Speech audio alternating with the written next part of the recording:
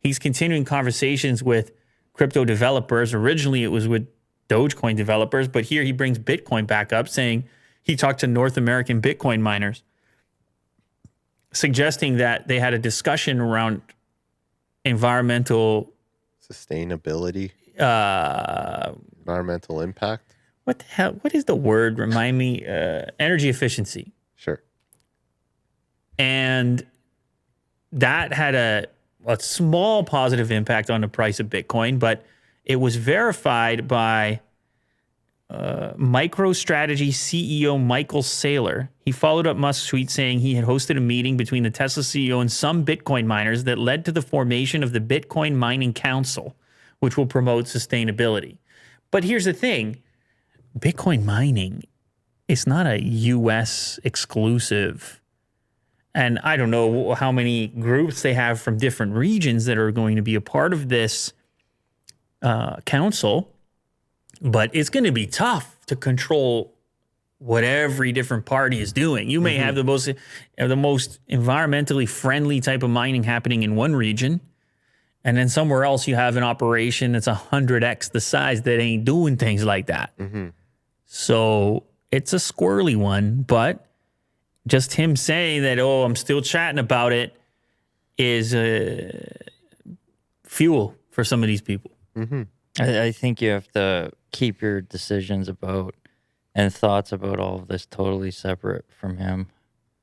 You can't hinge anything on him with any of this. You sound like Timothy S. Kim right now.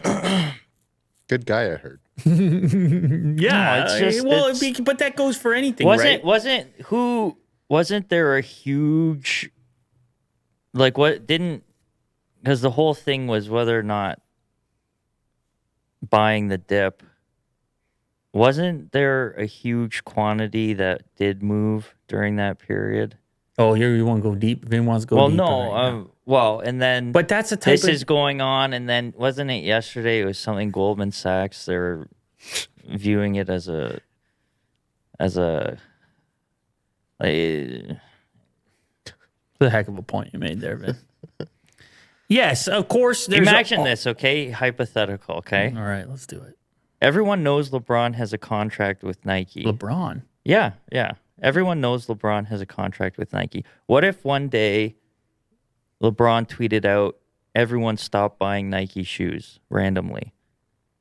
Well, that would be an infringement on his contract. Well, it would be, but the thing holding all of that together is the contract. There's no contract here. He can do whatever he wants, and he's representing essentially a brand without a contract. That's what people are believing in a sense. Yeah, but his thing is more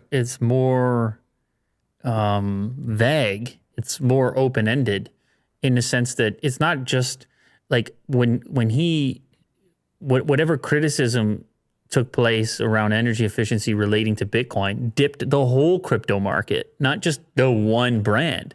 It would be like LeBron saying, don't buy Nike, and then everyone stopped. Everyone was trying to sell their sneakers. Like, it's more a general enthusiasm around crypto that somehow seems to be connected to him or his fan base or whatever it is he represents, technology, the future, etc. People have drawn these associations, whether he likes it or not. He has become the face of the future to many, whether it's space, electric cars. Crypto fits into that category. And actually, Timothy S. Kim's tweet is the perfect identifier of how people perceive him. Like, all of my friends, myself included, and this is a crypto guy with a check mark and laser beam eyes. So he's the guy that is all in on crypto. You're the most hated person in the world right now. All my friends, myself included, went from diehard Elon, Tesla, SpaceX, Neuralink. You see that list? It's like crypto goes there naturally. Well, yeah, now you boycott everything Elon.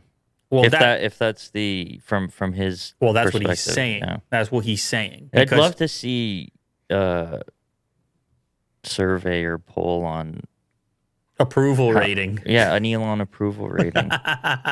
That would be very interesting, but that typically only happens in politics. Anyway, so they had a little chat, Bitcoin miners and Elon, whatever that means to you. I don't think it's all that significant myself, but conversation continues to happen as far as figuring out energy in an energy efficient way of mining crypto.